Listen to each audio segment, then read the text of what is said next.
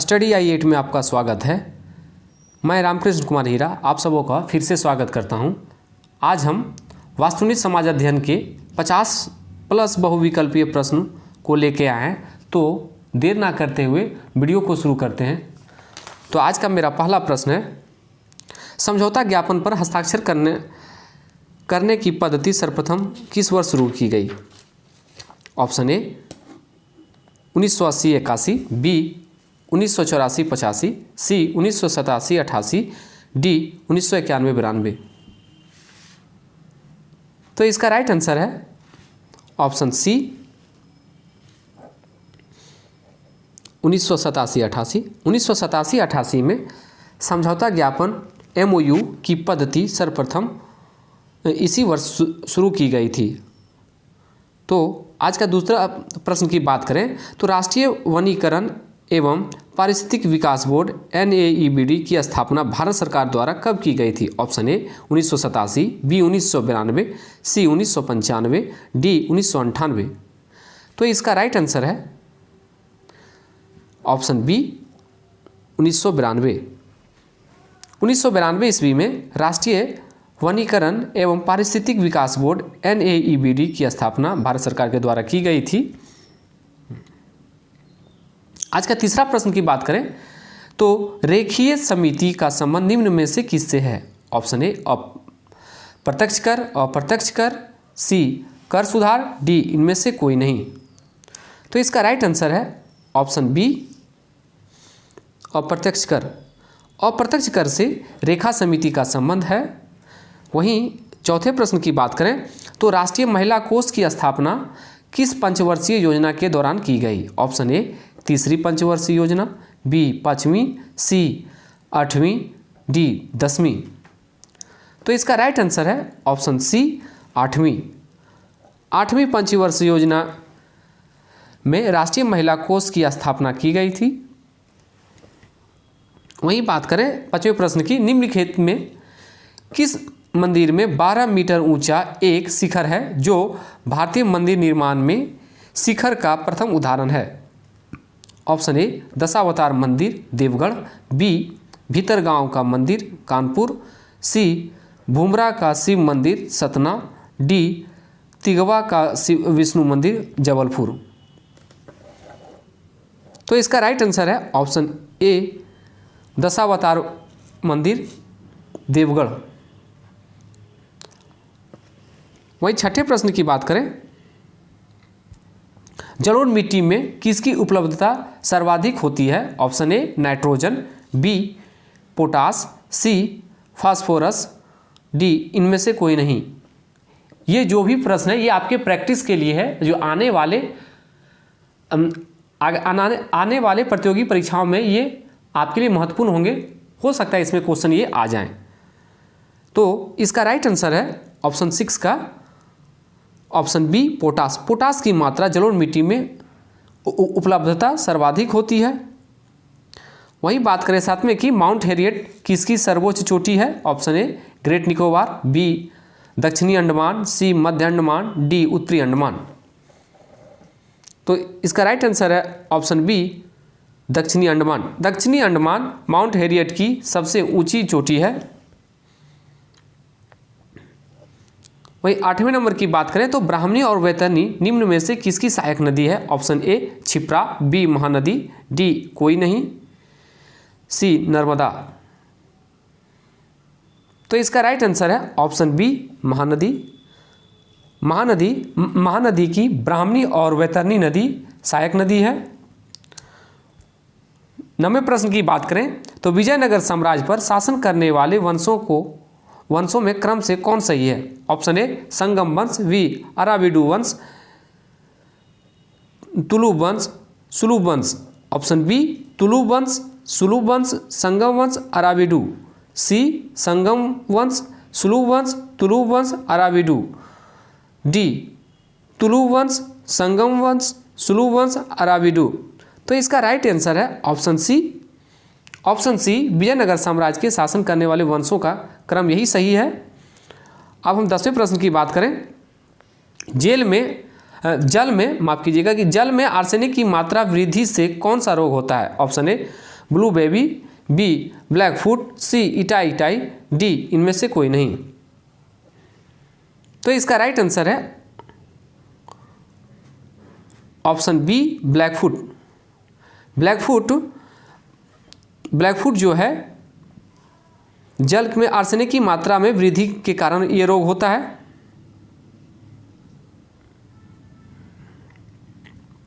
वहीं 11वें प्रश्न की बात करें तो केंद्रीय प्रदूषण नियंत्रण बोर्ड का मुख्यालय कहाँ है? ऑप्शन ए नई दिल्ली, बी कोलकाता, सी देहरादून, डी नागपुर। तो इसका राइट आंसर है ऑप्शन ए नई दिल्ली। केंद्रीय प्रदूषण नियंत्रण बोर्ड का मुख्यालय जो है नई दिल्ली में है। वहीं अगर 12वें प्रश्न की बात करें, बहमनी राज्य में अमीर ए जुमला किस विभाग से संबंधित है? ऑप्शन ए मंत्रियों के कर्मी का निरीक्षण, बी अर्थ विभाग का अध्यक्ष, सी नगर का मुख्य पुलिस अधिकारी, डी वकील ए सल्तनत की सहायक। अभी ये जुमला शब्द बहुत चर्चित रहता है आज की राजनीतिक में, तो आप लोगों को मालूम होना चाहिए। तो इसके 12वें का आंसर है अर्थ विभाग का अध्यक्ष है। अर्थ विभाग का अध्यक्ष बहमनी राज्य में ये जो था अमीर ए जुमला। वहीं 13वें प्रश्न की बात करें, सनकादि संप्रदाय से संबंधित संत निम्न में से है? Option A Nimbakacharya, B Vishnu Swami, C Madhavacharya, D Ramanujam. तो इसका राइट आंसर है ऑप्शन ए निम्बकाचार्य। निम्बकाचार्य सनकादिक संप्रदाय से संबंधित संत थे।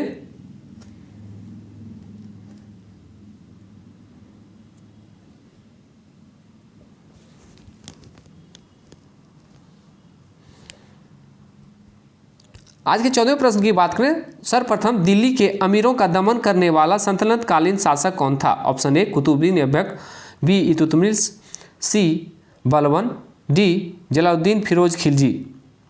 तो इसका राइट आंसर है ऑप्शन बी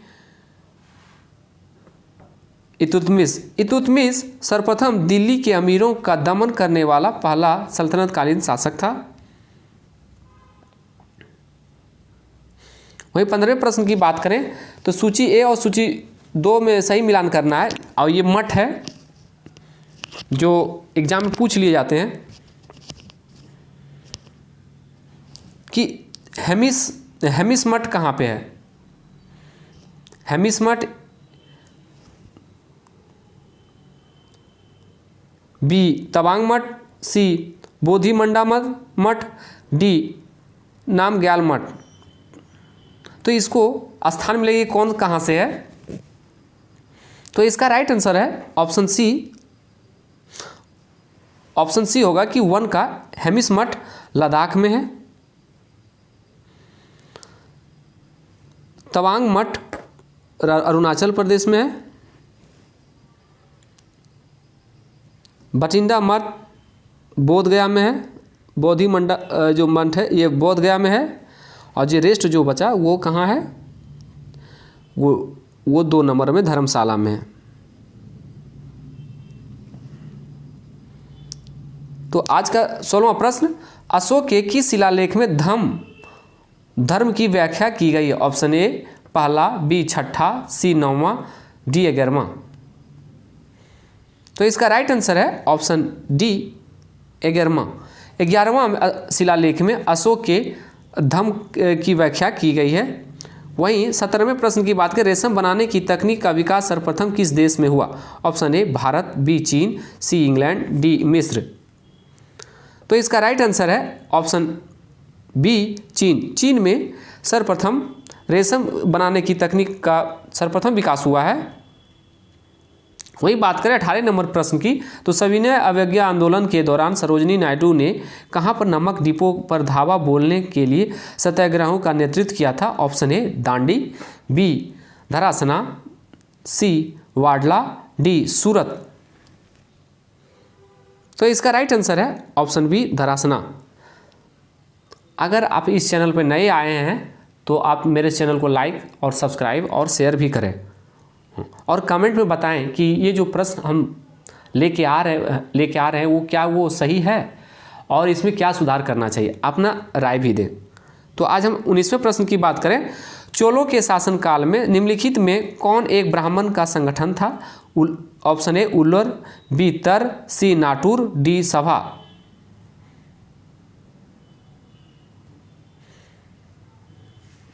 तो इसका राइट आंसर है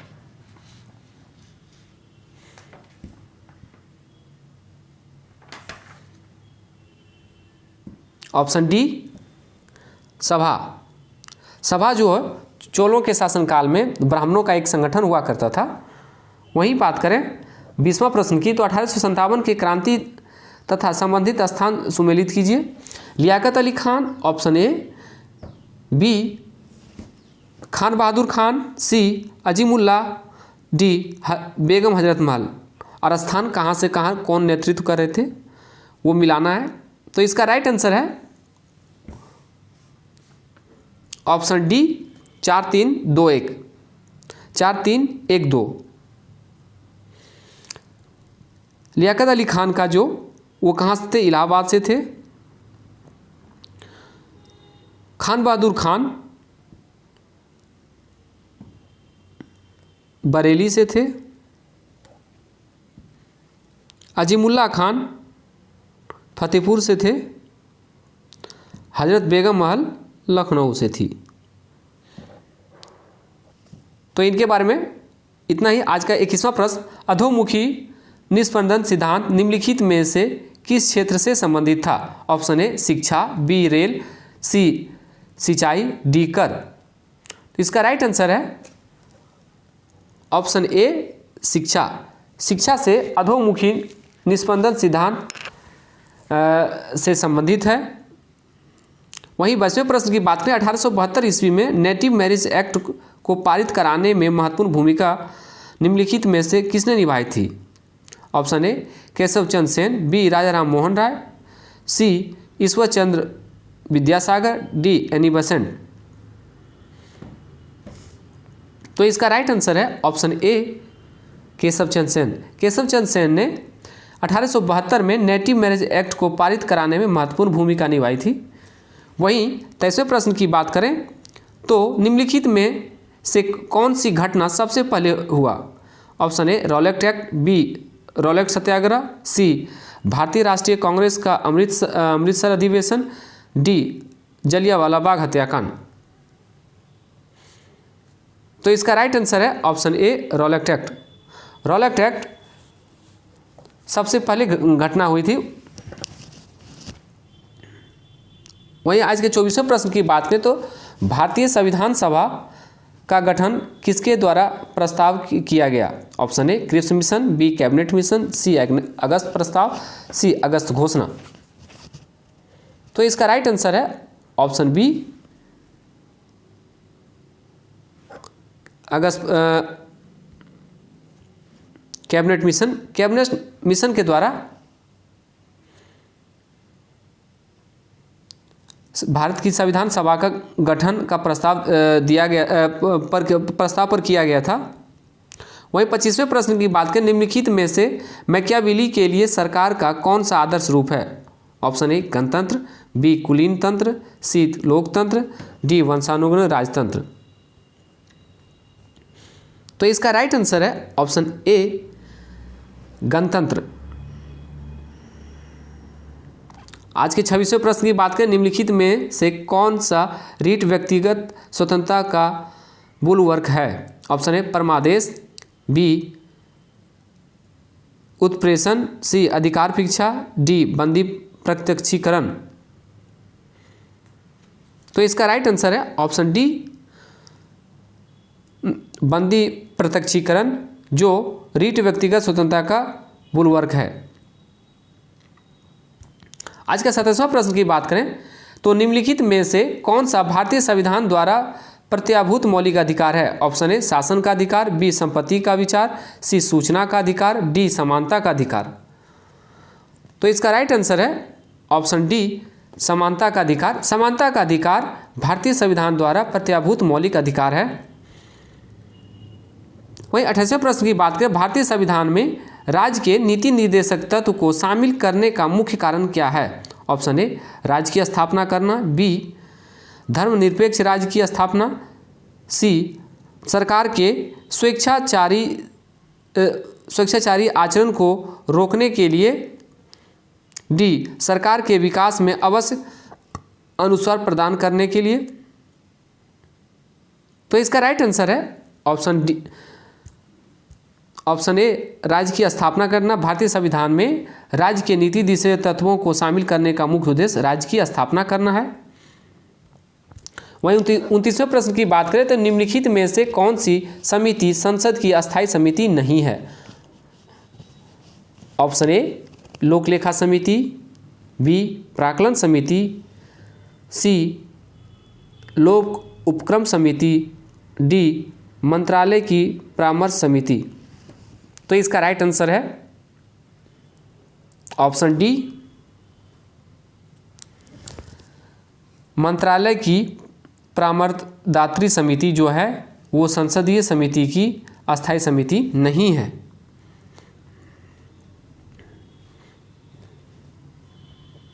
आज के तीसरे प्रश्न की बात करें तो केंद्रीय मंत्रिपरिषद के विरुद्ध अविश्वास प्रस्ताव कहाँ प्रस्तुत किया गया? कहाँ प्रस्तुत किया जाता है? ऑप्शन ए केवल लोकसभा में, बी के राज्यसभा में, सी लोकसभा तथा राज्यसभा दोनों में, डी विधानसभा में। तो इसका राइट आंसर है ऑप्शन ए केवल लोकसभा में केंद्रीय मंत्रिपरिषद के विरुद्ध अविश्वास प्रस्ताव प्रस्तुत किया जाता है। वहीं 31वें प्रश्न की बात करें तो जैविक ऑक्सीजन आवश्यकता एक प्रकार का प्रदूषण सूचकांक है। ऑप्शन ए जलीय वातावरण में, बी मृदा में, सी वायु में, डी उपयुक्त सभी में। तो इसका राइट आंसर है ऑप्शन ए जलीय वातावरण में जैविक ऑक्सीजन आवश्यकता एक प्रकार का प्रदूषण सूचकांक है। अभी हम जो भी प्रश्न करा रहे हैं आप इसका विस्तार से नहीं बता रहे क्योंकि ये प्रैक्टिस सेट है। आने वाले वीडियो में हम हर क्वेश्चन का विस्तार पूर्वक बताएंगे और उसका व्याख्या भी करेंगे। तो अब हम चलते हैं 32वें प्रश्न की ओर। तो नदी का प्रदूषण मापा जाता है। ऑप्शन ए जल में घुली क्लोरीन की मात्रा से, बी जल में घुली ओजोन की मात्रा से, सी जल में घुली नाइट्रोजन की मात्रा से, डी जल में घुली ऑक्सीजन की मात्रा से। तो इसका राइट आंसर है जल में घुली ऑक्सीजन की मात्रा से नदी का प्रदूषण मापा जाता है।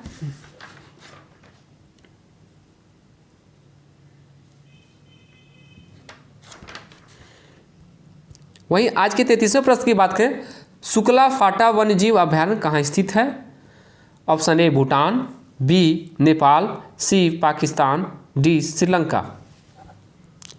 इस क्वेश्चन को जानने का एक बहुत आसान तरीके, शुक्ला फाटा ये तो श्रीलंका में नाम नहीं होगा, इससे ऑप्शन के सारे इसको भी काट सकते हैं।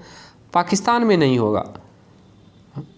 और वही बात करें तो ये भूटान में नहीं होगा क्योंकि यहाँ पे चाइनीज़ टाइप का नाम रहेगा जो यहाँ नहीं होगा। तो या तो ये या तो बिहार के होंगे या तो उत्तर प्रदेश। तो ये कहाँ पे है? या तो नेपाल के आसपास में होंगे। तो नेपाल से बहुत संबंधी बिहार यूपी और बिहार में। तो ये कहाँ पे है? नेपाल में है। शुक्ला फाटा वन्यजीव अभयारण्य नेपाल में है। ऑप्शन के आधार पे भी काट सकते हैं। आज का 34वें प्रश्न की बात करें कि लघु रेडियो तरंग शॉर्ट रेडियो वेव की खोज किस वैज्ञानिक के द्वारा किया गया था? Option A Henry Hertz, B Marconi, C Johann Ritter, D Newton. तो इसका राइट आंसर है ऑप्शन ए हेनरी हर्ट्ज के द्वारा लघु रेडियो तरंग की खोज की गई थी। वहीं 35वें प्रश्न की बात करें तो कील उखाड़ने का हथौड़ा किस उत्तोलक श्रेणी का उदाहरण है? ऑप्शन ए प्रथम उत्तोलक श्रेणी, बी द्वितीय उत्तोलक श्रेणी, सी तृतीय उत्तोलक श्रेणी, डी A+B। तो इसका राइट आंसर है कील उखाड़ने का जो हथौड़ा है वो प्रथम उत्तोलक श्रेणी का ये उदाहरण है। बात करें 36वें प्रश्न की तो निम्नलिखित में से कौन सी संयुक्त यांत्रिक ऊर्जा को विद्युत ऊर्जा में रूपांतरित करता है? Option A dynamo, B turbine, C चक्की, पवन चक्की, डी इनमें से सभी। तो इसका राइट आंसर है ऑप्शन डी, इनमें से सभी जो है यांत्रिक ऊर्जा से विद्युत ऊर्जा में रूपांतरित करता है। डायनमो भी करता है, टरबाइन भी करता है, पवन चक्की भी करता है। तो 37वें प्रश्न की बात करें, गुरुत्वीय त्वरण जी के संबंध में कौन सा कथन असत्य है? ऑप्शन ए 8 का मान विभिन्न स्थानों पर भिन्न भिन्न होता है। ऑप्शन बी 8 का मान 9.81 मीटर प्रति सेकंड होता है। सी 8 अदिश राशि है। डी सभी सत्य हैं। तो इसका राइट आंसर है ऑप्शन सी 8 अदिश राशि है और जो कि गुरुत्वीय त्वरण के संबंध से यह कथन असत्य है। वही बात करें 38वें प्रश्न की, द्रवों के तापमान में वृद्धि करने पर उसके सायनता पर क्या प्रभाव पड़ता है? ऑप्शन ए बढ़ता है, बी घटता है, सी अपरिवर्तित रहता है, डी पहले घटता है फिर बढ़ता है। तो इसका राइट आंसर है ऑप्शन बी घटता है। द्रवों के तापमान में वृद्धि करने पर उसके सायनता पर प्रभाव घटता है। 39वें प्रश्न की बात करें तो निम्नलिखित में से कौन सा तत्व विद्युत धारा का चालक है? Option A germanium, B silver, C silicon, D carbon. तो इसका राइट आंसर है ऑप्शन सी सिल्वर। सिल्वर जो है वो विद्युत धारा का चालक है।